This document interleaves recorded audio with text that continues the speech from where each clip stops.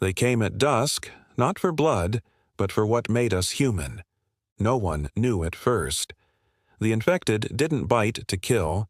They lingered, pressing their faces close, their mouths trembling. The first survivors said it felt like static against the skin, a faint vibration, a whisper just under the skull. Then came the forgetting. People would wander home unable to remember their own names, or the faces of the ones they loved. Not dead, not alive, just empty. We started calling them the memory eaters. I was one of the lucky ones, or so I told myself. I remembered everything. My parents, my sister, the night it all began. I remembered too much. My sister Lila wasn't so lucky. She was bitten 2 weeks ago. She still looked like Lila, still smiled sometimes, but her eyes were glassy. Every morning she woke up asking who I was. "Eli," she said this morning, her voice like a child's. "Did we used to be friends?" I nodded. Something like that. I didn't tell her she was my only family left. We stayed in the old museum downtown. Stone walls, heavy doors, and plenty of artifacts no one cared about anymore. I liked the irony. We were surrounded by relics of the past while ours was being erased piece by piece. That night, I went scavenging. The streets were quiet except for the wind scraping through the hollow buildings. Sometimes I thought I heard whispers, but they were just echoes, memories trying to escape. Then I saw one.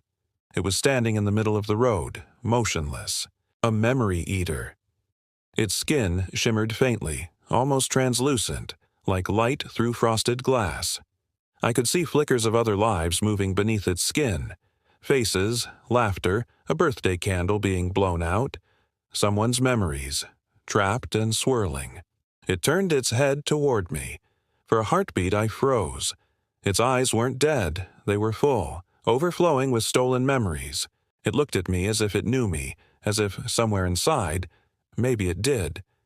Then it spoke, in Lila's voice. "Eli, please don't run." I did.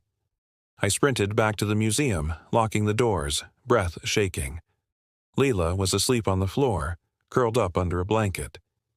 I watched her for a long time, wondering if the thing out there had taken her memories, or if it was her memories. What if when they fed, they didn't just consume? What if they became what they took? That night I dreamed of her. We were at the lake again, before the world fell apart. She was laughing, splashing water at me, but then the sky darkened and she began to fade. "Don't forget me," she whispered. When I woke, her blanket was empty. I found her the next morning outside the museum gates, staring at the sunrise. She turned as I approached, and for the first time in weeks she smiled like she used to. "Eli," she said softly, "I remember now." My heart stopped. "You remember?" She nodded. "They showed me, all of them. Every memory we lost. It's still out there, shared between them. They don't mean to hurt us. They're keeping what we've forgotten." She reached out her hand. It was trembling, faintly glowing with that same ghostly light. "Come with me," she whispered. "It's beautiful."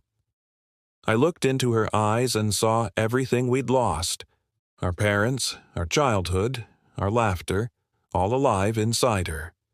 I took her hand. The last thing I remember is warmth flooding through me, like sunlight through glass. Then, nothing. Somewhere, maybe, I'm still there, living in the memories of others.